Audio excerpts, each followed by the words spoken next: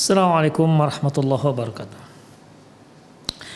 Innal hamdalillah nahmaduhu wa nasta'inuhu wa nastaghfiruh wa na'udzu billahi min shururi anfusina wa sayyiati a'malina may yahdihillahu fahuwal muhtadi wa may yudlil falan tajida lahu waliyyan mursyida. Asyhadu an la ilaha illallah wahdahu la syarika lah wa asyhadu anna Muhammadan 'abduhu wa rasuluhu alladzi la nabiyya ba'dah. Wa qala Allah subhanahu wa ta'ala ya ayyuhalladzina amanu taqullaha haqqa tuqatih wa la tamutunna illa wa antum muslimun. Wa qala azza man qala ya ayyuhalladzina amanu taqullaha wa qulu qawlan sadida yuslih lakum a'malakum wa yaghfir lakum dhunubakum wa man yuti'illaha wa rasulahu faqad faza fawzan 'azima. Ya ayyuhan nasu taqu rabbakumul ladzi khalaqakum min nafsin wahidah wa khalaqa minha zawjaha wa batha minhuma rijalan katsiran wa nisaa wattaqullaha alladzi tasaaluna bihi wal arham innallaha kana 'alaikum raqiba.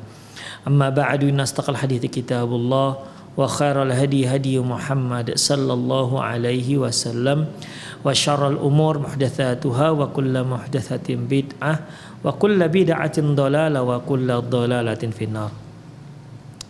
Kaum muslimin dan kaum muslimat, para pemirsa Rosat TV dimanapun Anda berada, alhamdulillah kembali di sore hari ini kita bertemu dalam program kajian kitab, yaitu kita membaca kitab Fiqhut Tarbiyatil Al-Abna yang ditulis oleh Syekh Mustafa Al-Adawi hafizahullah.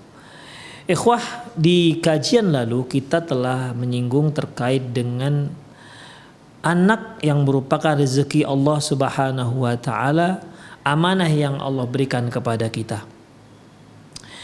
Ada yang diberi anak laki-laki, ada yang diberi anak perempuan, ada yang diberi hanya anak laki-laki, ada juga yang mendapat anugerah hanya anak perempuan. Ada yang diberi anak laki-laki tapi cacat, atau anak perempuan tapi cacat. Ada juga bahkan tak punya anak sama sekali. Ini semua merupakan kehendak Allah Subhanahu wa taala, dan itu merupakan pilihan yang Allah tetapkan untuk kita. Al khairu khiratullah. Yang terbaik adalah pilihan yang telah Allah Subhanahu wa taala tetapkan kepada kita. Oleh karena itu kita sebagai manusia haruslah meyakini bahwasanya apa yang Allah berikan kepada kita itu pastilah besar maslahatnya untuk kita. Dan agar kita lebih mudah untuk mensyukuri nikmat Allah tersebut, maka lihatlah siapa yang ada di bawah kita. Jangan lihat siapa yang ada di atas kita. Karena kalau kita melihat yang di bawah kita, kita lebih mudah untuk bersyukur kepada Allah Subhanahu wa taala. Tapi kalau kita hanya melihat yang di atas kita, maka kita tidak akan pernah bersyukur kepada Allah Subhanahu wa taala. Karena sehebat-hebatnya kita pasti ada yang di atas kita. Demikian ikhwah rahimanallahu wa iyyakum. Makanya Rasulullah sallallahu alaihi wasallam mengatakan undur ila man asfala minkum. Hendaklah kalian lihat siapa orang yang di bawah kalian. Ya. Kita bicara masalah apa ini? Masalah anak misalnya. Mungkin Anda Allah berikan hanya anak perempuan, atau itu pun hanya satu. Coba lihat orang yang ada di bawah Anda. Sudah sekian puluh tahun, jangankan satu anak perempuan, satu orang anak pun belum ada yang lahir. Sehingga kita bersyukur kepada Allah Subhanahu wa taala. Ada yang ada yang menjadi generasi kita. Demikian ikhwah. Semoga anak kita yang perempuan tersebut memiliki banyak anak. Itu deh ikhwah. Lihat yang di bawah kita, jangan lihat yang di atas kita. Kalau kita lihat di atas kita, enggak pernah kita menjadi orang yang bersyukur. Demikian ikhwah rahimanallahu wa iyyakum. Itu masalah anak. Masalah apa ikhwah? Masalah harta. Lihat yang di bawah kita. Jangan lihat yang di atas kita. Kalau kita seorang yang Allah mudahkan mendapat berupa kendaraan sepeda misalnya, maka lihatlah orang yang tidak punya sepeda. Maka kita akan menjadi orang yang bersyukur kepada Allah Subhanahu wa taala dengan sepeda yang Allah anugerahkan kepada kita. Jangan lihat yang di atas kita yang punya sepeda motor. Nanti yang sepeda motor lihat yang punya mobil, yang punya mobil lihat yang punya apa lagi?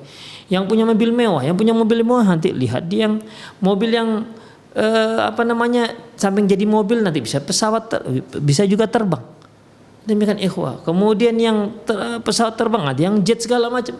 Makanya ikhwah nggak akan selesai. Terus kalau seperti ini, kapanlah kita mau bersyukur kepada Allah Subhanahu wa taala? Jadi benar apa kata Rasulullah SAW, fahuwa shadiq wa masduq. Rasulullah SAW itu benar dan memang kita wajib membenarkan dia. Dan memang pasti benar, mutlak benar itu ada di tangan Rasulullah Sallallahu Alaihi Wasallam. Demikian ikhwah.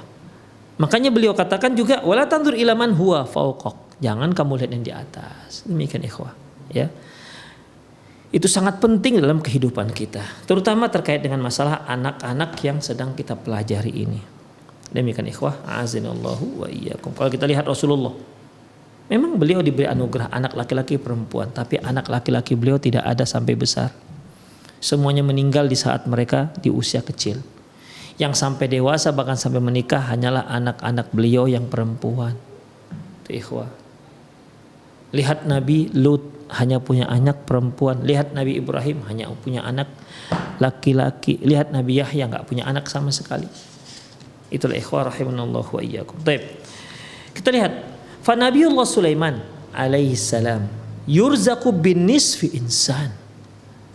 Bahkan Nabiullah Sulaiman alaihi salam Allah beri dia rezeki anak satu orang, itu pun setengahnya aja berupa manusia.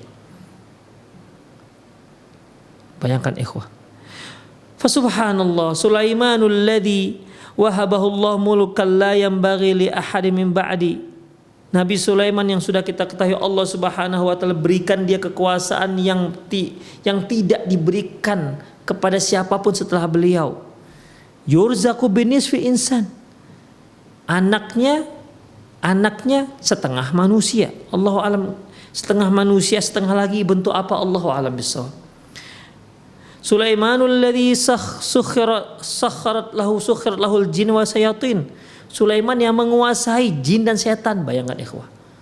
Pada zaman kekuasaan Nabi Sulaiman, jin tunduk di bawah Nabi Sulaiman, setan-setan tunduk di bawah Nabi Sulaiman.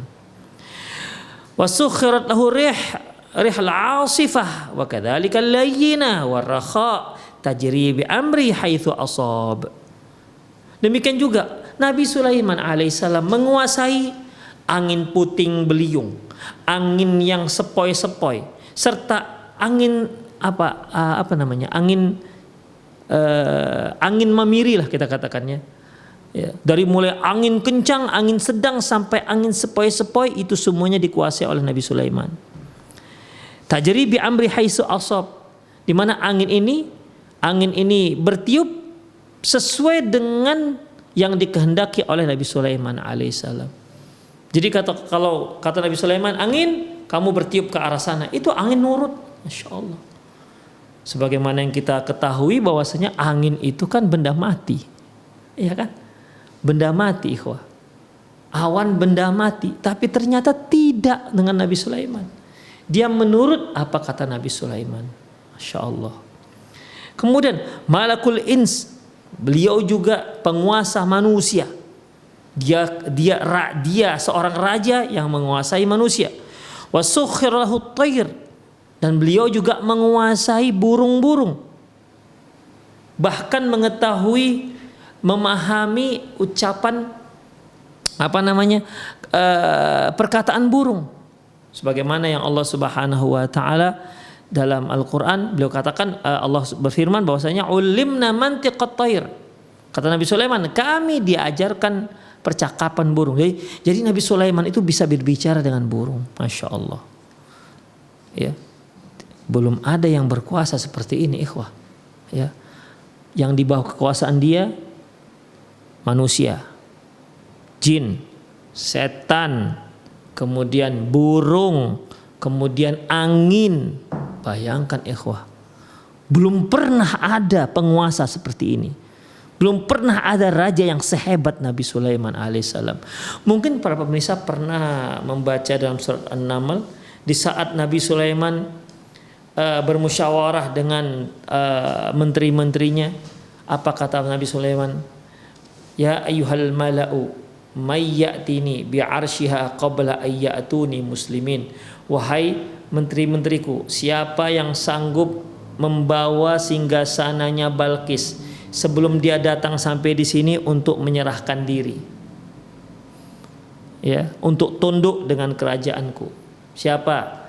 Qala ifritum minal jinni ana atika bihi qabla an taquma min maqamik wa inni alaihi laqawiyyun amin. Berkata Ifrit, jin Ifrit berkata, ya Nabi Allah, sebelum Anda selesai dari majelis ini, maka kursi ataupun singgasana Ratu Balqis itu sudah ada di hadapan Anda, dan aku laqawiyun amin, aku itu kuat dan bisa dipercaya. Qala alladhi 'indahu 'ilmun minal kitabi ana atika bihi qabla an ayyartadda ilaika tarfuk. Berkata seorang yang dia diberi ilmu dari kitab. Apa katanya? Ya Nabiullah Sulaiman, aku akan datang membawanya sebelum matamu berkedip. Masya Allah, gak tanggung. Kalau jin tadi itu sebelum beliau selesai di majelis tersebut sudah ada. Kalau ini gak tanggung, manusia ini, ya, berkedip sebelum sempat membuka mata itu sudah ada singgasana tersebut di hadapan Nabi Sulaiman. Bayangkan ikhwah, singgasana Ratu Balqis ini ada di negeri Yaman. Kerajaan Nabi Sulaiman ada di Palestina. Berapa jauh itu? Semodern-modernnya manusia sekarang belum ada yang mampu membawa benda apapun secepat itu. Belum ada, ikhwah. Ya. Seolah begini, ikhwah. Seolah itu seperti kita ini ya, ngirimkan gambar meja, gambar kursi melalui apa namanya? Melalui chattingan. Sampai sedetik itu juga. Tapi itu kan gambar. Ini bendanya, ikhwah. Masya Allah, la haula wa la quwata illa billah. Begitulah hebatnya orang-orang yang berada di bawah kekuasaan Nabi Sulaiman. Itu orang-orang yang di bawah kekuasaan beliau. Gimana beliaunya? Falamma ra'ahu mustaqiran indahu qala hadza min fadli rabbi. Ketika beliau melihat singgasana tersebut sudah ada di hadapan beliau, apa kata beliau? Hadza min fadli rabbi. Ini merupakan keistimewaan, fadilah, anugerah yang Allah berikan kepadaku. Liyabluwani aashkuru am akfur, untuk mengujiku apakah aku menjadi orang yang bersyukur ataukah aku menjadi orang yang kufur. Demikian ikhwah. Ya. Kemudian ikhwah lihat bagaimana Nabi Sulaiman ini. Beliau raja, ya. Saya ulangi, beliau menguasai jin, setan, angin, kemudian menguasai burung dan bisa bicara burung. Ma'ahadha kulluh. Dengan semua yang beliau kuasai ini, ma'anubuwatihi wa ilmih, ditambah lagi beliau seorang nabi dan kedalaman ilmu wa fiqhi dan kefakihannya, yurzaku binisfil insan, ternyata anaknya setengah insan, setengah manusia. Fa subhanallah laisa li ahadin min amri syai'. Maha suci Allah mengenai anugerah anak itu sedikit pun di luar kuasa manusia. Sedikit pun tidak ada kuasa manusia di dalamnya. Semua itu di luar kuasa manusia, siapapun orangnya. Kalau kita pertanyakan, siapa yang lebih hebat dibandingkan Nabi Sulaiman? Kerajaannya, kewibawaannya, kekuasaannya, siapa? Gak ada, ikhwah. Tapi ketika Allah takdirkan anakmu setengah manusia, gak bisa dia tolak. Itu Nabi Sulaiman. Apalagi kita ini, ikhwah. Ya, jauh levelnya dibandingkan Nabi Sulaiman. Dari kekayaan jauh, dari kekuasaan jauh, dari ibadah jauh.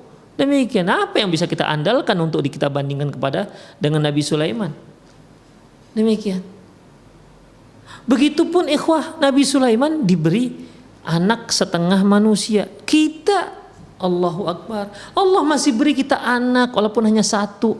Allah beri kita anak walaupun hanya laki-laki satu orang. Allah memberi kita anak walaupun sudah 20 tahun menikah dan sempurna anaknya. Kenapa kita nggak bersyukur kepada Allah Subhanahu wa Ta'ala? Kenapa? Demikian ikhwah. Lihat perkataan Nabi Sulaiman tadi. Liyabluwani aashkuru am akfur. Allah ingin mengujiku, apakah aku termasuk orang yang bersyukur ataukah kufur? Kita juga begitu. Ketika Allah Subhanahu wa Ta'ala hanya menganugerahkan kita hanya anak perempuan saja, ya seharusnya kita bersyukur. Jangan malah kita benci, jangan malah kita jengkel, jangan malah kita nggak suka, nggak menerima takdir Allah Subhanahu wa Ta'ala. Taib ikhwah aziyallahukum. Laisa li ahadin min amri syai'. Masalah ini tidak ada seorang pun yang bisa ikut campur tangan. Wal arzaqu yaqsimuha razzaq. Rezeki itu sudah dibagi-bagikan oleh Allah yang Maha Pemberi rezeki. Wallahu wal wahhab. Wallahu wal wahhab. Allah itu yang Maha Pemberi. Subhanahu wa ta'ala. Wa ha huwal haditsu fi sya'ni Sulaiman. Berikut ini hadis terkait dengan Nabi Sulaiman. Akhrajahu Muslimun fi sahihi min hadithi Abi Hurairah radhiyallahu anhu. Dalam Sahih Muslim dari hadis Abi Hurairah radhiyallahu anin Nabi sallallahu alaihi wasallam beliau bersabda, qala Sulaiman bin Daud, Nabi Sulaiman bin Daud berkata, la atufanna al-lailata ala 90 imra'atan. Malam ini akan aku gilir istri-istriku yang 90. Insyaallah Nabi Sulaiman waktu itu istrinya 90 orang. Kata beliau, satu malam ini akan aku gilir 90 orang istriku tersebut. Luar biasa ini kekuatan Nabi Sulaiman. 90 ikhwah. Wa kullun ta'ti bi farisin yuqatilu fi sabilillah. Semuanya akan melahirkan seorang penunggang kuda yang perkasa yang akan berjihad di jalan Allah Subhanahu wa Ta'ala. Ya Allah, cita-citanya seperti itu ikhwah. Cita-citanya untuk Allah, ya. Bukan untuk aku akan punya anak, kan nanti kalau punya anak nanti kan mereka sukses. Kalau sudah tua kita bersandar pada dia ada yang ngurus kita tinggal minta duit dia. La ilaha illallah. Bukannya tujuannya untuk mendapatkan anak yang soleh yang memberikan kita manfaat setelah kita meninggal. Coba Nabi Sulaiman, ikhwan azallahu wa iyyakum, ya, niatnya baik ini. Harapan dia dari 90 orang perempuan istri beliau yang beliau gauli dalam satu malam itu, cita-citanya semua mereka melahirkan seorang laki-laki yang gagah perkasa, penunggang kuda yang akan beliau bawa untuk jihad fi sabilillah, membela agama Allah Subhanahu wa Ta'ala. Itu cita-cita Nabi Sulaiman. Di samping itu luar biasa nih kekuatan kelaki-lakian Nabi Sulaiman alaihissalam. Satu malam 90 kali, bayangkan ikhwah, hubungan badan dengan istrinya yang 90, berarti satu malam ini. La atufana lailata, tuh, aku akan gilir istriku ala tis'ina imra'atan, akan aku gilir istriku 90 orang dalam satu malam. Luar biasa ikhwah, nggak ada kan laki-laki, ya, nggak ada laki-laki yang sekuat ini.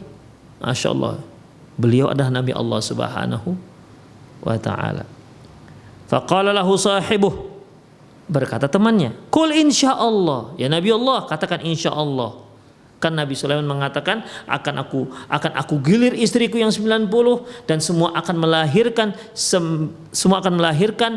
seorang yang ahli dalam bertempur, seorang penunggang kuda yang ahli dalam bertempur. Kata temannya, katakan insyaallah. Katakan insyaallah. Falam yakul insyaallah. Tapi ternyata Nabi Sulaiman enggak mengucapkan insyaallah. Karena kan akan lahir, ya. Akan lahir. Demikian ikhlas azallah. Kemudian ketika dia berencana malam ini akan menggilir istrinya yang 90 orang itu kan akan. Seharusnya dia ucapkan insya Allah. Makanya Allah mengatakan dalam soal Kahfi, fala taqulanna li syai'in inni fa'ilun dzalika ghadan illa ayyasha Allah. Janganlah kamu katakan aku akan mengerjakan ini besok hari kecuali engkau katakan insya Allah. Demikian ikhwah, insya Allah artinya ketika kita berencana melakukan suatu hal, maka katakan insya Allah. Itu merupakan adab kita kepada Allah Subhanahu wa taala. Walaupun kita sudah 99% itu akan kita lakukan. Tapi kan masih ada yang 1%. Dan yang 1% ini ada di tangan Allah Subhanahu wa taala. Kalau Allah katakan tidak, ya tidak. Kita sudah rancang, misalnya kita akan kita membuat sebuah bangunan, rancangan bangunan. Wah, pokoknya semua sudah dirancang, desainnya sudah oke, biayanya dan besok akan kita letakkan batu pertama. Yakin kan? Batu sudah ada, batu batanya sudah tersedia di tempat. Semen sudah ada. Demikian ikhwah. Apa berani Anda pastikan pasti besok akan terjadi peletakan batu pertama? Belum tentu. Walaupun semua perencanaan sudah matang, tapi wa ma tasyauna illa ayyasha Allah. Kalian berkehendak, tapi yang terjadi hanyalah kehendak Allah Subhanahu wa taala. Makanya ikhwah, adab kita kepada Allah, kita mengucapkan insya Allah. Nabi Sulaiman aja nggak bisa buat apa-apa ikhwah terhadap ketentuan Allah Subhanahu wa taala. Beliau sepertinya sudah yakin ini. Sampai-sampai ketika kawannya mengatakan, katakan insya Allah. Nabiullah katakan insya Allah, tapi dia nggak mengucapkannya. Fatafa alaihinna jami'a, maka Nabi Sulaiman pun menggilir 90 orang istrinya dalam satu malam tersebut. Falam tahmil minhunna illa imra'atun wahidah. Tapi ternyata satu pun tidak ada dari istri-istri beliau itu yang hamil, kecuali hanya satu orang. Dari 90 istri beliau itu, dari hubungan intim yang beliau gelir dalam satu malam itu, ternyata yang hamil hanya satu orang. Faja'at bisyikir rajul, dan lahir pun dalam bentuk setengah laki-laki. Gak bisa bilang apa-apa ikhwah Nabi Sulaiman. Gak bisa bilang apa-apa. Padahal menguasai jin, menguasai setan, menguasai angin, menguasai burung.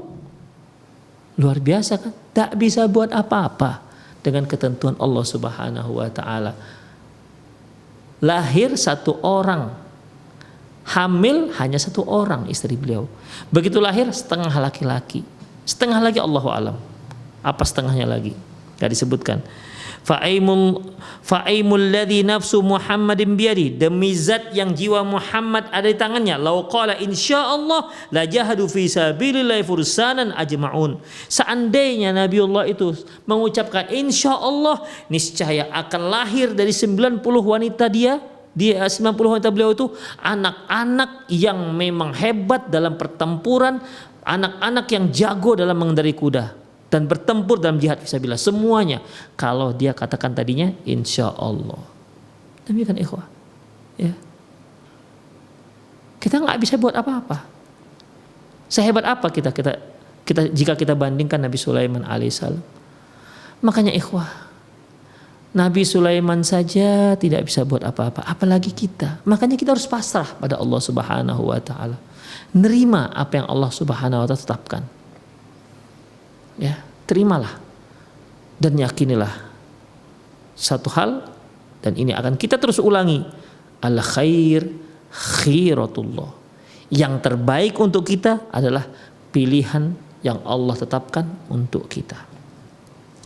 Summa innal hayatad dunya kullaha bima fiha min banini wa banatin wa jahin wa mata'in wa sultanin wa malin wa mulkin kulluha fi dhihabin wa amruha ila zawal. Kemudian kehidupan dunia ini semuanya, baik yang apakah dia berupa anak-anak laki-laki, anak perempuan, kekuasaan, kemudian perhiasan, kemudian jabatan, harta, kerajaan, semuanya itu akan pergi meninggalkan kita, dan semua itu akan musnah, kata akan musnah, kata penulis.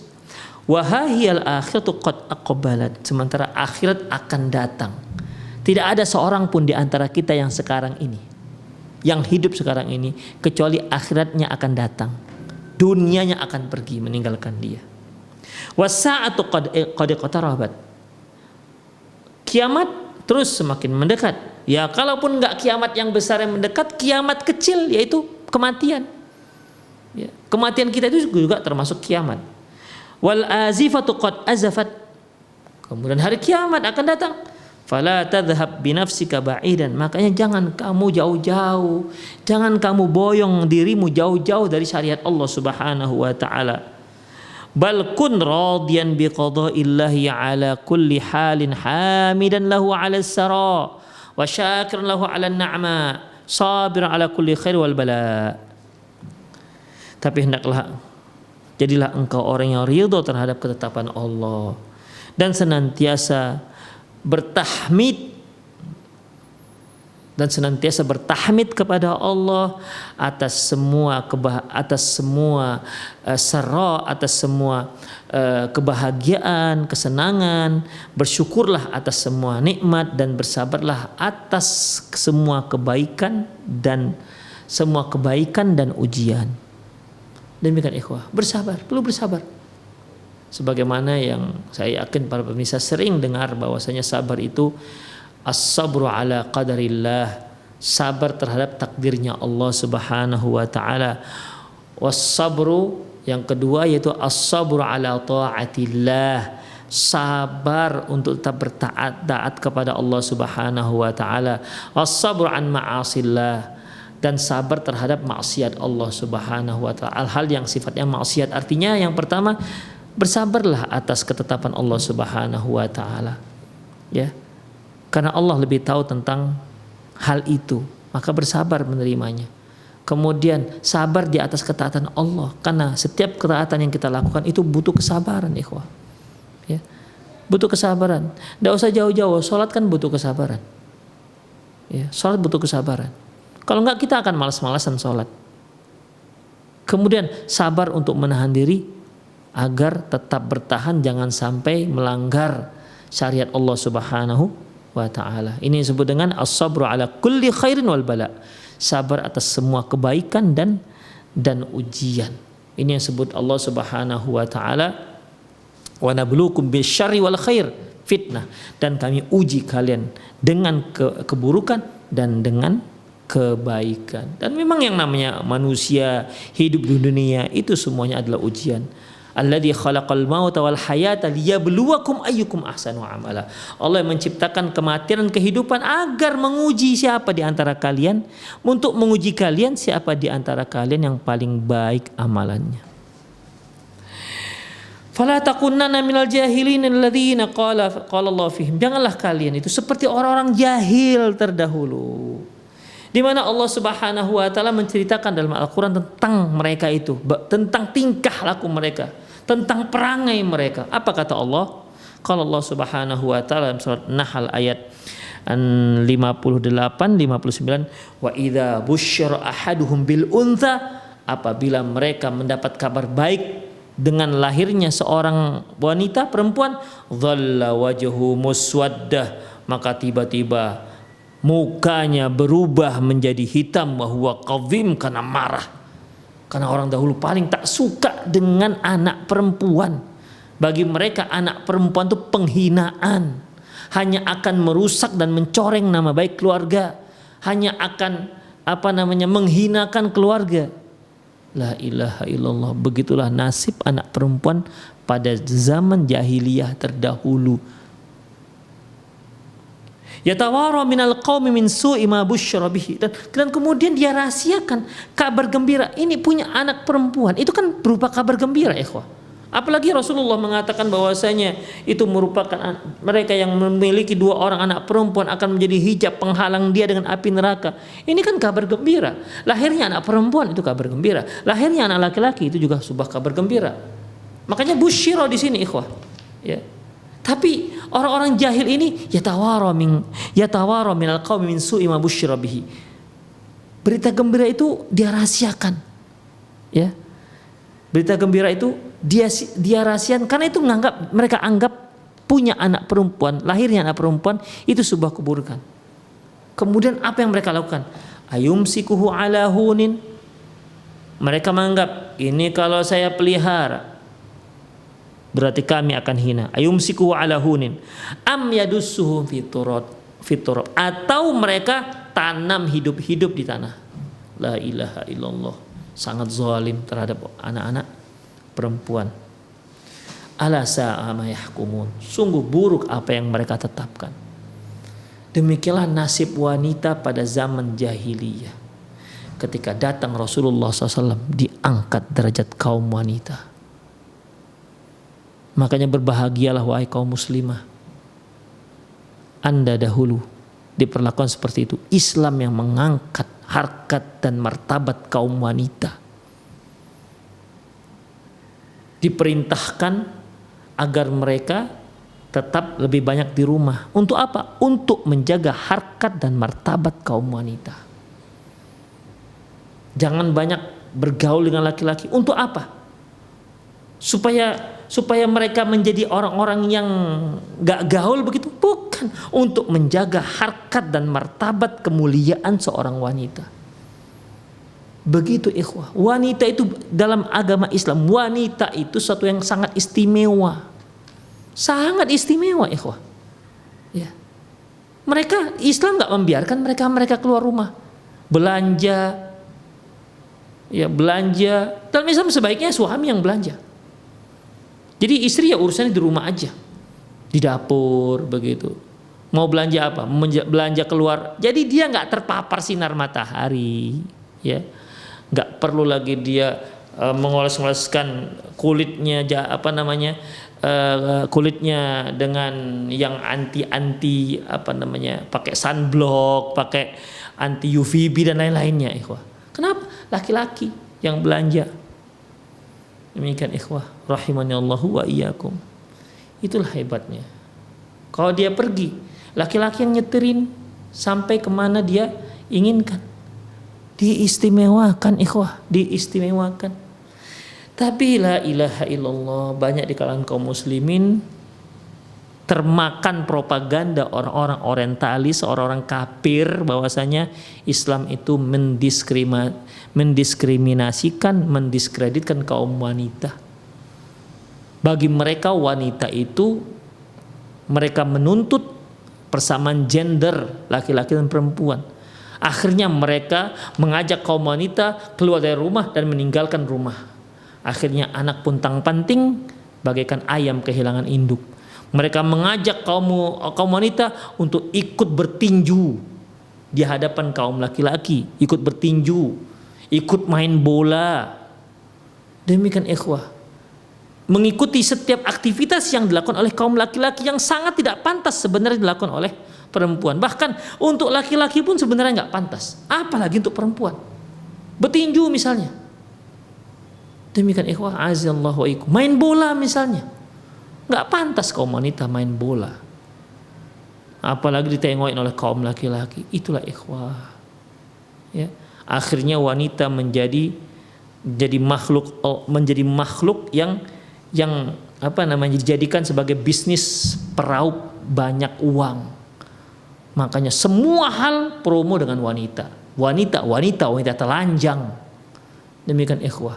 Jual mobil di sampingnya ada wanita telanjang. Bahkan jual oli pun la ilaha illallah. Jual oli harus pakai perempuan di sampingnya. Harus ada perempuannya. Jual rokok yang haram itu, ikhwah, harus pakai perempuan. Mereka rendahkan perempuan, tapi kaum muslimin gak memahaminya. Islam mengangkat harkat martabat kaum wanita, menjaga kaum wanita. Malah ini dituduh kolot, malah dituduh ini merupakan diskriminatif. La ilaha illallah. Lupa mereka bagaimana nasib wanita pada zaman sebelum datangnya Islam. Pada zaman kerajaan Bukhtanasar, ikhwah, mereka punya seminar, bahkan dalam seminarnya itu mereka mereka membahas ini perempuan ini sebenarnya manusia atau hewan. Karena bagi mereka pada waktu perempuan itu hanya pemuas hawa nafsu. Demikian ikhwah, ya. Makanya Allah katakan Allah sama yahkumun. Buruk sekali apa yang mereka tetapkan. Fala tatadayyaqu wa la tatabarramu wa la tahzanu wa la taghdabu idza ruziqta bi bintin fala'alla fi dzalika khairun laka fid dunya wal akhirah.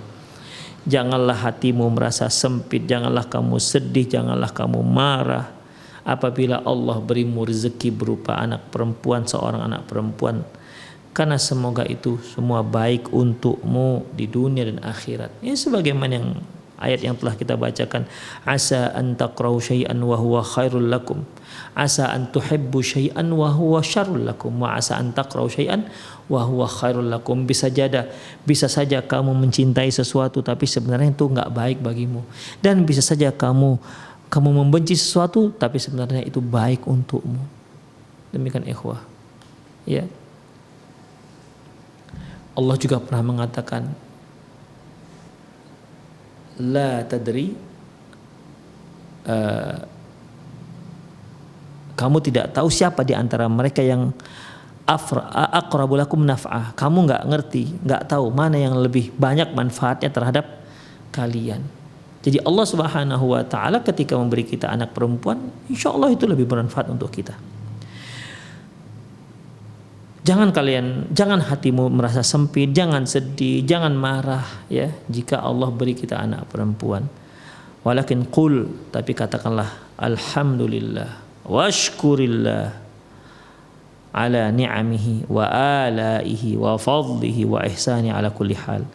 Tapi katakanlah alhamdulillah, bersyukurlah kepada Allah atas setiap nikmat-nikmat yang telah diberikan dan setiap keistimewaan dan kebaikan yang telah diberikan kepada kita. Bersyukurlah atas segala sesuatu. Demikian ikhwah rahimani Allah wa iyyakum. Itu dia.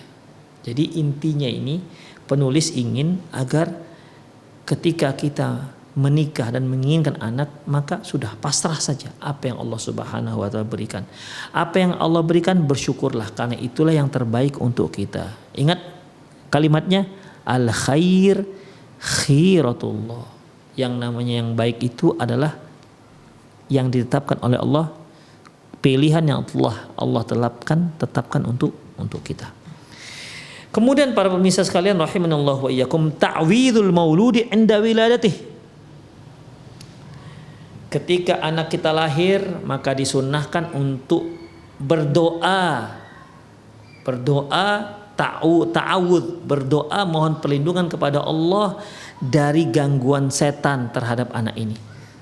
Jadi anak ini begitu lahir sudah langsung diprotek dengan doa. Qalat imra'atu Imran lamma wada'at Maryam alaihas salam. Berkata istrinya Imran ketika dia melahirkan Maryam alaihissalam, apa katanya? Rabbi inni wada'tuha unta wallahu a'lamu bima wada'at. Ya Allah, ya Tuhanku, sesungguhnya aku melahirkan seorang anak perempuan. Wallahu a'lamu bima wada'at, dan sesungguhnya Allah lebih tahu dengan apa yang dia lahirkan. Sebelum ayat ini ikhwah, Maryam alaihissalam bernadar. Beliau sebenarnya ibunya Maryam, ya, istrinya Imran, ya, suatu hari beliau melihat ada seekor burung dengan anaknya. Sejak itu dia kepingin sekali punya anak, kemudian akhirnya Allah Subhanahu wa taala menganugerahkan dia anak. Ketika dia hamil, dia bernadar, ya, apa katanya? Rabbi inni nadartu laka ma fi batni muharraran fataqabbal minni innaka antas samiul alim. Jadi ibunya Maryam ini bernazar dengan anak yang ada dalam kandungannya ini. Nazarnya yaitu dia akan dikhidmatkan, akan diberikan kepada kuilnya orang Yahudi. Kemudian di situ dia akan berkhidmat dalam seluruh hidupnya. Jadi benar-benar dia diserahkan kepada pendeta-pendeta Yahudi untuk berkhidmat di kuilnya. Itulah nazarnya, ya. Tetapi waktu itu dia kan tidak tahu. Dia tidak tahu apa jenis kelamin bayi yang ada dalam kandungannya. Makanya ketika dia melahirkan, Rabbi inni wada'tuha untha. Ya Allah, Tuhanku, ternyata aku melahirkan seorang anak perempuan. Wallahu a'lamu bima wada'at. Ya Allah lebih tahu tentunya apa yang dia lahirkan. Walaysa dzakaru kal untha, dan tentunya tidak sama laki-laki dengan perempuan. Artinya untuk berkhidmat, ya, untuk berkhidmat tentunya beda kekuatan laki-laki dengan kekuatan perempuan. Demikian ikhwah rahimanallah. Ada lagi satu tafsiran mengapa ibunya Maryam mengatakan walaysa dzakaru kal untha, tidak sama laki-laki dengan perempuan. Dikarenakan pada waktu itu peraturan kuil Yahudi tidak boleh ada khadim ataupun yang pengkhidmat di sana, pembantu di sana, ya, anak perempuan tidak boleh, harus laki-laki. Itu di ikhwah, tapi ini Israiliyat. Ya. Jadi intinya di sini ini laisa dzakaru kal unsa, artinya ya enggak sama laki-laki dan perempuan. Pastilah laki-laki lebih kuat. Itu kan menurut pemikiran ibunya Maryam alaihissalam. Demikian ikhwah. Ya kalau untuk nyapu-nyapu misalnya, ya tentu lebih kuat laki-laki. Tapi kan Allah lebih tahu. Allah lebih memiliki rencana yang lebih besar dibandingkan itu. Allah memiliki rencana yang luar biasa setelah itu. Demikian ikhwah. Kemudian walaysa dzakaru kal unsa. Ya Allah tidak sama laki dengan perempuan. Wa inni samaituha Maryam. Sesungguhnya aku menamakan dia Maryam. Wa inni u'idzuha bika wa dzurriyyataha minasyaitonir rajim. Sesungguhnya aku memohonkan perlindunganmu untuk dia dan anak cucunya dari gangguan setan yang terkutuk. Itu ikhwah, doanya ibunya Maryam untuk Maryam alaihissalam. Untuk Maryam alaihissalam. Dan kita lihat bagaimana kisah Maryam selanjutnya. La ilaha illallah, luar biasa, wanita yang langka. Ya, wanita yang sangat langka. Dari seluruh umat manusia yang seperti Maryam ini sangat langka, ikhwah. Demikian ikhwah. Itulah Maryam alaihissalam. Seorang wanita suci, siddiqah. Allah menyebut siddiqah. Lahirlah dari rahim dia seorang nabi dari Bani Israel. Tanpa ayah, benar-benar tanpa ayah. Jadi kisah-kisah yang luar biasa terjadi pada Maryam alaihissalam. Bayangkan ikhwah, dia pergi menjauh dari kaumnya, tak lama kemudian dia hamil, kemudian Allah katakan wa hudzi ilaiki bijiz'in nakhlati tusaqitu alaiki rutaban janiyya. Kamu ketuk-ketuklah batang korma, kemudian pohon korma tiba-tiba berbuah, kemudian jatuh buahnya. Allahu akbar. Bayangkan ikhwah, tadinya pohon tersebut tak berbuah, diketuk-ketuk batangnya oleh Maryam alaihissalam, kemudian semeta-merta kurmanya langsung muncul, putiknya langsung sempurna berbuah matang. Bayangkan, saat itu juga tumbuh putik, tumbuh bunga, kemudian tumbuh kurmanya dari mulai kurma kecil muda sampai waktu itu terus sampai kurmanya matang pada saat itu juga ikhwah. Dan bukan hanya itu, jatuh, yang matang tuh jatuh. Demikian ikhwah rahimanallahum. Wa huzzi ilaiki bijiz'in nakhlati tusaqitu alaiki rutaban janiyya. Itu kurma berjatuhan untuk ngasih makan. Allah kasih makan Maryam alaihissalam. Tusaqitu alaiki rutaban janiyya. Luar biasa, Allah memberi dia makan. Sebelumnya juga Allah telah memberi dia makan. Ketika Maryam di kuilnya orang Yahudi.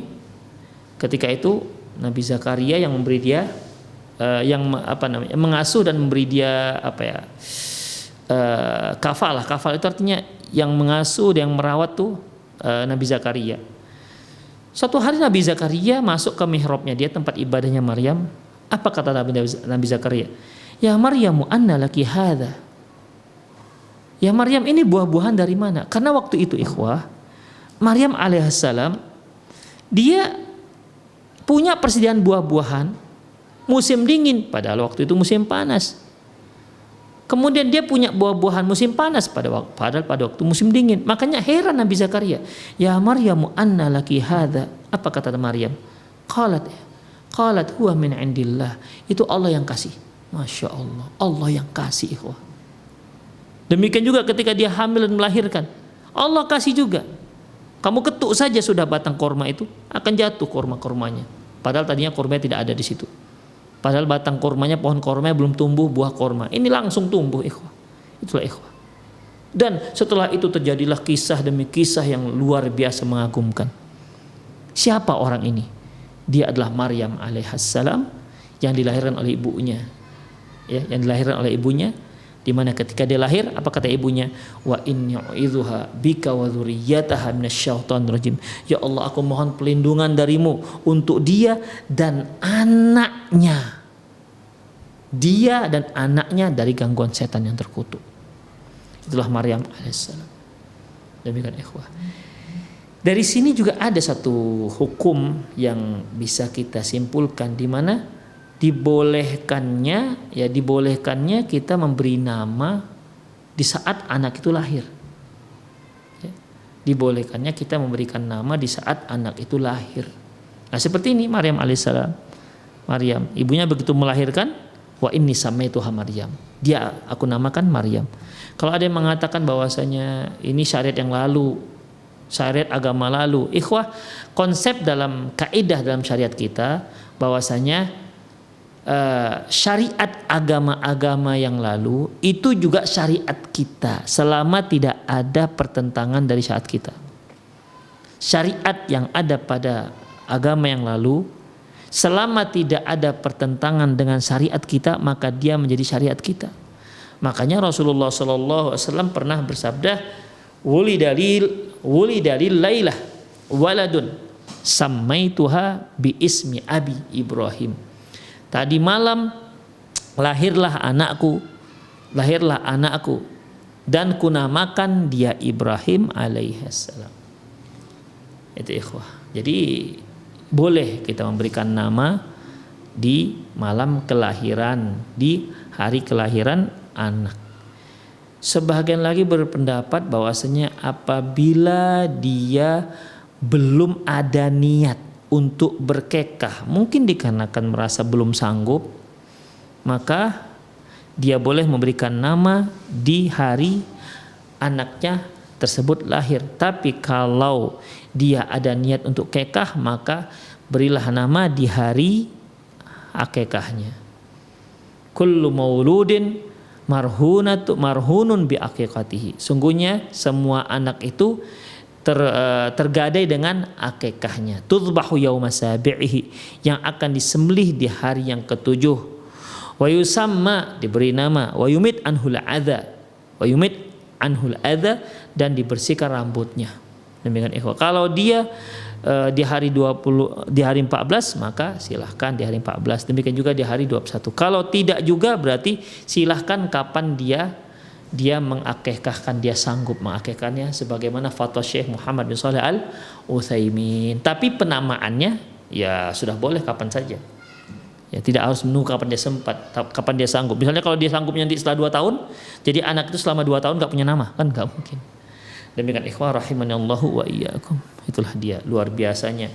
Makanya ketika anak lahir jangan lupa kita cepat Allahumma inni u'idzuha bika, u'idzuhu kalau anak kita laki-laki, u'idzuhu bika wa dzurriyyatahu minasyaitonir rajim.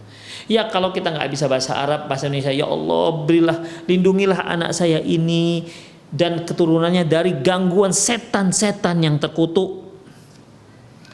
Demikian ikhwah, azallahu ketika dia lahir. Bayangkan bagaimana Islam memprotek ini anak. Ya. Dimulai dari penyediaan SDM yang sanggup untuk mencetak generasi yang soleh dan solehah. Dia adalah suami istri. Sumber daya manusianya disiapkan, harus yang soleh dan solehah. Kemudian menikahlah mereka. Ketika mereka mau lakukan hubungan, ketika bertemu, kemudian didoakan oleh si laki-laki. Allahumma inni as'aluka khairaha wa khaira ma jabaltaha alaiha. Wa a'udzubika min syarriha wa syarri ma jabaltaha 'alaiha. Dah pegang ubun-ubunnya. Kemudian ketika lakukan hubungan intim, baca doa lagi. Ya Allah, bismillah, Allahumma jannibna syaitan wa jannibish syaitan ma razaqtana. Kata Rasulullah, kalau seandainya dari hasil hubungan itu Allah berikan rezeki berupa anak, gak akan berbahaya, gak akan dibahayakan oleh syaitan selamanya. Demikian ikhwah rahimanallahu. Ketika dia lahir, masih dijaga lagi. Ya Allah, lindungi anakku ini dan keturunannya. Ya Allah, lindungi anakku ini dan keturunan dari syaitan yang terkutuk, sebagaimana yang dibaca oleh, yang didoakan oleh ibunya Maryam, wa inni u'idzuha bika wa dzurriyyataha minasyaitonir rajim. Demikian ikhwah, luar biasanya Islam. Begitu cara mencetak anak-anak yang soleh. Jadi mencetak anak soleh itu bukan dari ketika dia sudah mulai belajar usia 4 tahun, bukan. Makanya kalau ada yang mengeluhkan, Ustadz anak saya kok susah diajak sholat. Sekarang dia usianya berapa? Dan kapan ibu atau bapak menyuruh dia sholat? Kapan ayo? Kalau ibu dan bapak menyuruh anak kita sholat setelah dia usia remaja, ya sulit. Ya, walaupun bukan berarti nggak mungkin, sulit. Makanya Islam mengatakan muru auladakum bis sholati wa hum fi sab'i sinin. Ajarkan anak kalian sholat, suruh anak kalian sholat di saat mereka sudah berusia 7 tahun, kelas 1 SD lah. Wadribu 'alaiha wa hum fi 10 sinin, dan pukul dia kalau dia sudah sampai usia 10 tahun. Sholat, suruh sholat, kalau sholat pukul. Demikian ikhwah. Jadi belum sampai balik itu. Anak yang diperlakukan seperti ini ikhwah, belum sampai balik dia sudah rajin sholat insya Allah. Tapi kalau usia 7 tahun gak pernah kita suruh sholat, sudah 10 tahun apalagi, sudah mulai SMP biarkan saja, sudah mulai SMA, sudah gaul, sudah kenal cewek, sudah gaul sana gaul sini, sudah dugem sana dugem sini, kemudian disuruh sholat, na'udzubillah min dzalik, ya akan kesulitan. Demikian ikhwah. Jadi ada orang-orang tua itu untuk dirinya Masya Allah, sholat rajin, puasa Senin, Kamis, sholat tahajud, anaknya gak diperhatikan. Dia lupa bahwasanya anak itu merupakan amanah dari Allah Subhanahu wa ta'ala. Anda suruh sholat dia. Ingat usia 7 tahun suruh dia sholat. Kalau bisa sebelum 7 tahun itu diajak-ajak dan diajak sholat.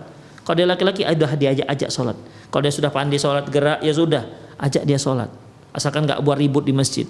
Demikian ikhwah. Tapi anak kecil namanya, kalau orang tuanya sudah sholat rajin, itu walaupun masih 1 tahun, itu dia akan tunggang-tunggi sendiri mengikuti gerak-gerik orang tuanya. Demikian ikhwah. Kok bisa anak gak susah disuruh sholat itu, dari mana ceritanya? Pastilah dari awal memang ada kelalaian dari orang tua. Demikian ikhwah rahimani Allah wa iyyakum. Ya, jadi coba bayangkan, ini ibunya Maryam, Allahu Akbar, seperti itu dia memprotek anaknya. Ya seperti itu. Maka kita juga harus ikut seperti itu, memprotek anak kita dari gangguan-gangguan setan yang terkutuk. Semoga Allah Subhanahu wa taala memudahkan kita untuk mendidik anak-anak kita menjadi anak-anak yang soleh dan soleha, berguna untuk agamanya, berbakti untuk orang tuanya, dan bermanfaat untuk bangsanya. Demikian aku qouli hadza wa astaghfirullah li wa lakum wa lisal muslimin innahu wal ghafurur rahim. Bagi para pemirsa yang ingin bertanya, ya, bagi para pemirsa yang ingin bertanya, silakan boleh para pemirsa telepon langsung boleh dengan nomor yang ada di layar televisi Anda, ya. Atau boleh juga dikirimkan melalui via WhatsApp, atau langsung juga ke nomor saya ini di 0895 6113 27778 0895 6113 27778. Baik, kita masuk. Ustadz, mohon nasihatnya, anak saya kalau disuruh sholat dan disuruh kerja nggak mau, bagaimana ya solusinya Pak Ustadz? Ini pasti seperti yang kita singgung tadi, ya. Oke lah Ustadz, gimana? Ya Ustadz, kami juga baru mengaji, kami juga baru hijrah, terus gimana jadinya? Ya, terus gimana jadinya Ustadz? Pertama doa kepada Allah Subhanahu wa taala. Kenapa? Al-hadi huwallah. Yang memberi hidayah adalah Allah Subhanahu wa taala. Kemudian selanjutnya, taib, anak kita ini sudah berusia berapa? Ya. Sudah berusia berapa? Kalau dia sudah remaja, sudah SMA, maka nasihati dia dengan lemah lembut.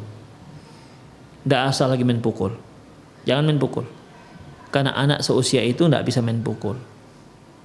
Demikian ikhwah rahimanallahu iyyakum. Memang kalau dia sudah 7 tahun disuruh sholat, 10 tahun nggak mau sholat dia dipukul.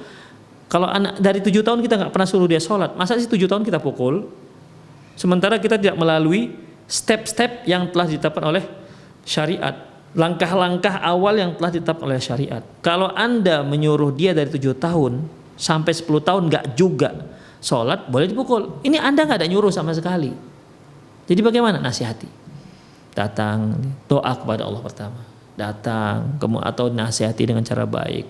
Bagaimana sholat itu begini, kasih nasihat dengan cara yang baik. Demikian ikhwah rahimanallah wa iyyakum. Ya, kasih nasihat dengan cara yang terbaik. Dengan lemah lembut. Karena Rasulullah pernah mengatakan, ma yakunu fi syai'in ma yakunu ar-rifqu min syai'in illa zanah. Wala yunza'u anhu illa syana. Tidaklah kelemah lembutan itu ada pada sesuatu kecuali dia akan menghiasinya, dan tidaklah kelemah lembutan itu dicabut dari sesuatu kecuali dia akan merusaknya. Maka nasihatilah dengan lemah lembut.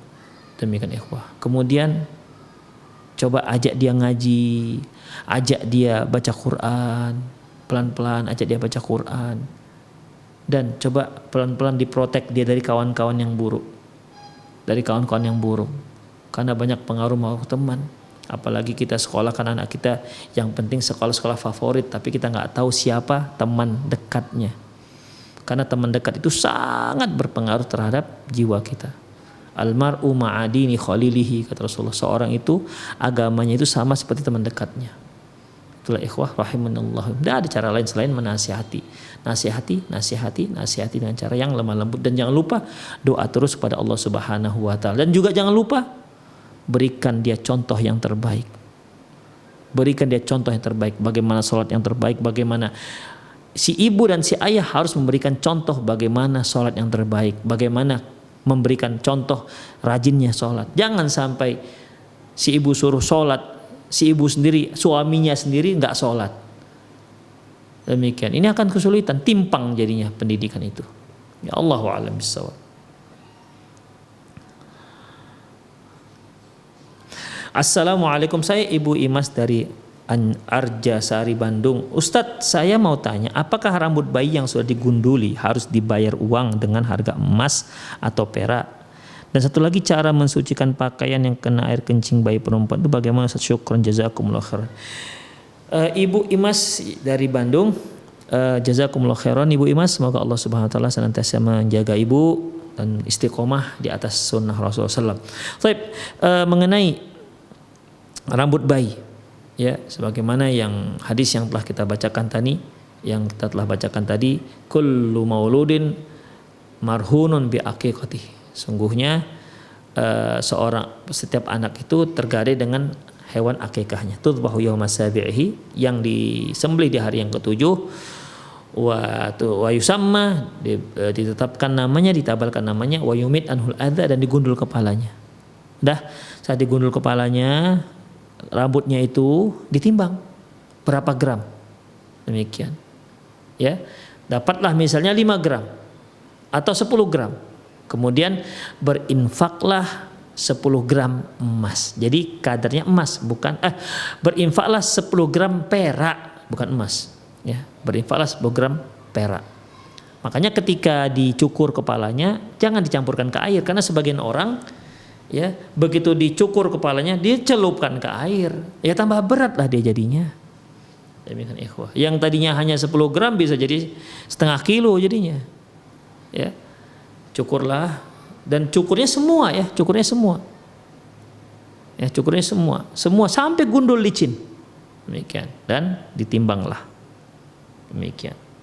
Dapat 10 gram misalnya, berarti berinfaklah kita 10 gram perak, bukan bukan emas. Lantas bagaimana cara mensucikan air kencing bayi perempuan? Rasulullah Shallallahu Alaihi Wasallam bersabda, yughsalu min baulil ghulam wa yughsalu min baulil jariyah wa yurashu min baulil ghulam.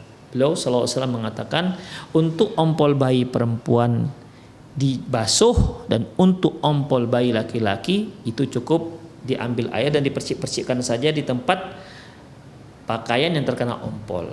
Malam ya ta'am, selama si bayi laki-laki itu belum makan.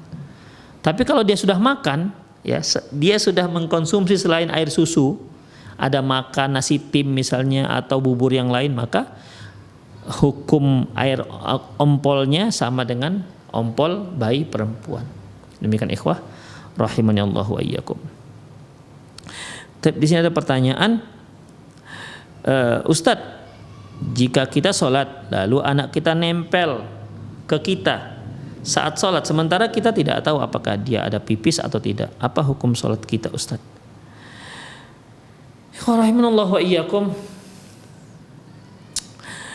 Kita sholat nih, kemudian ya biasa kan kalau kita sholat, terutama ibu-ibu lah kalau di rumah sholat, anaknya udah pandai merangkak atau baru pandai jalan, ya pas duduk nempel anaknya, kadang-kadang di peluknya, kadang-kadang duduk di pangkuan si ibu misalnya, lagi duduk di antara dua sujud, sementara kita nggak tahu apakah dia ada pipis apa tidak. Ikhwah rahimanallah, untuk yang seperti ini maka hukum asalnya itu adalah suci sampai jelas bahwasanya ada najis yang nempel. Sebagaimana Rasulullah SAW pernah sholat sambil menggendong cucu beliau Umamah binti Zainab binti Rasulullah SAW. Jadi cucu beliau Umamah. Demikian ikhwah. Ketika beliau berdiri, beliau gendong. Ketika beliau mau rukuk, beliau takkan, beliau rukuk. Sujud, kemudian ketika mau bangkit lagi, beliau gendong lagi. Demikian ikhwah. Kan ada kemungkinan yang namanya bayi itu ompol, mungkin sedikit atau banyak. Tapi karena zohirnya ya nggak ada masalah ikhwah. Ya, zohirnya nggak ada masalah. Demikian ikhwah. Ya. Tapi Ustaz gimana setelah kita, ya sudah yakin aja anak kita nggak pipis, nggak ngompol. Tapi setelah kita selesai, ternyata barulah kita lihat ternyata ada basah di tangan kita, tempat tempelan anak kita ternyata pesing, itu gimana? Maka sholat kita sah. Ya, sholat sah. Sebagaimana Rasulullah Sallallahu Alaihi Wasallam ketika beliau sholat, waktu itu beliau pakai sandal. Mengimami para sahabat sholat. Tiba-tiba di pertengahan sholat beliau melepas kedua sandalnya. Para sahabat yang tadinya juga ada yang sholat pakai sandal, melihat Rasulullah lepas sandal, mereka rame-rame lepas sandal. Setelah sholat Rasulullah tanya, ma hamalukum ala sani'ikum, apa yang membuat kalian melakukan itu? Para sahabat mengatakan, ya Rasulullah, kami melihat Anda buka sandal, kami pun rame-rame buka sandal. Ya, jadi logika yang sederhana. Apa kata Rasulullah? Tadi ketika aku sholat, Jibril datang memberitahukan aku bahwasanya di sandalku ada najis, makanya aku lepas. Itu dia. Jadi artinya kalau kalian kan nggak ada najis, yang ngapa dilepas. Dan kaitannya dengan pembicaraan kita yaitu Rasulullah nggak mengulangi sholatnya. Misalnya di rakaat pertama, rakaat kedua, dia ada 4 rakaat. Rakaat pertama, rakaat kedua, rakaat ketiga beliau lepas sandalnya. Terus lanjutkan rakaat keempat sampai selesai salam. Rakaat pertama, rakaat kedua itu yang ada najisnya beliau nggak ulangi. Demikian ikhwah. Ya. Jadi kalau seandainya kita tahu misalnya, kita tahu ketika sholat ternyata bau pesing misalnya baju kita, telekung kita, bisa dibuka apa tidak? Kalau nggak bisa dibuka, berarti kita batalkan. Demikian ikhwah. Tapi setelah tahu, ya. Kalau kita nggak tahu, tarawihnya terakhir sudah selesai. Assalamualaikum warahmatullahi. Oh, rupanya di sini dia terbau pesingnya. Ya sudah aman, berarti sudah sah. Demikian ikhwah. Jadi zahirnya anak-anak itu ya suci sampai jelas bahwasanya dia ada najisnya. Allahu a'lam bishawab. Demikian para pemirsa rahimanallahu iyyakum, semoga apa yang kita bahas bermanfaat, sedikit yang tadi kita bacakan semoga berkenan dan berkesan di hati kita semua. Dan sekali lagi ikhwah, sungguhlah dalam mendidik anak-anak kita. Anak merupakan amanah dari Allah Subhanahu wa ta'ala. Itu merupakan aset kita, bukan hanya di dunia, bahkan setelah kita meninggal, anak-anak kita itu merupakan aset yang bisa terus mendongkrak derajat kita nanti di hari akhirat di hadapan Allah Subhanahu wa taala. Demikian, lebih dan kurang mohon maaf. Aku qouli hadza wa astaghfirullah li wa lakum wa lisal muslimin innahu wal ghafurur rahim. Kita akhiri dengan doa kafatul majlis. Subhanakallahumma wa bihamdik, asyhadu an la ilaha illa anta astaghfiruka wa atubu ilaik. Wa sallallahu ala nabiyina Muhammad wa ala alihi wa ashabihi ajma'in. Wa akhiru da'wana alhamdulillahirabbil alamin. Assalamualaikum warahmatullahi wabarakatuh.